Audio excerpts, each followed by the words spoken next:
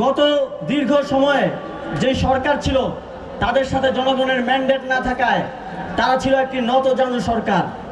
আমরা দেখেছি পৃথিবীর অন্যান্য দেশগুলোর সাথে যখন তারা কথা বলতো, তারা কিভাবে মাটির দিকে তাকিয়ে মাথা মস্তক নিচু করে ডিলিংস করে আসতো। আমরা স্পষ্টভাবে বলতে চাই, এদেশের জনগণ ঐক্যবদ্ধ হয়েছে। একটি সার্বভৌম রাষ্ট্র হিসেবে অন্য আরেকটি রাষ্ট্রের সাথে আমরা চোখে চোখ রেখে মাথা উঁচু করে কথা বলতে চাই, মস্তক নিচু করে না। আমরা জাতীয় স্বার্থের জন্য কথা বলতে চাই, দলীয় স্বার্থের জন্য না।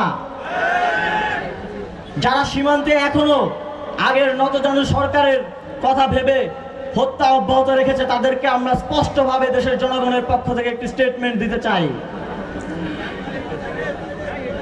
এতদিন ভারত এদেশে শুধু একটি সরকার, একটি দলের সাথে কথা বলতো, সেটি হচ্ছে আওয়ামী লীগ।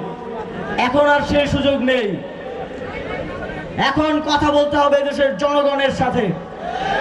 জনগণ পররাষ্ট্রনীতির ক্ষেত্রে যে সিদ্ধান্ত নিবে সেটি এই সরকার বাস্তবায়ন করবে। বাংলাদেশের মানুষ শুধু স্বাধীনভাবে তাদের মত প্রকাশ করতে চায়। বাংলাদেশের মানুষ অনেক বিলাসিতা চায় না। বাংলাদেশের মানুষ 3 বেলা খেয়ে তাদের যে মৌলিক অধিকার সেগুলো পেয়ে শান্তিতে সুখে বসবাস করতে চায়। শুধু 16 বছর না, অনেকেই বলে থাকেন গত 53 বছরেই এদেশের উপরে শুধু জঞ্জাল জমা হয়েছে। আমরা এটি নিশ্চিত করতে চাই, আগামীর বাংলাদেশ তৈরি হবে জনগণের প্রণীত রূপরেখায়।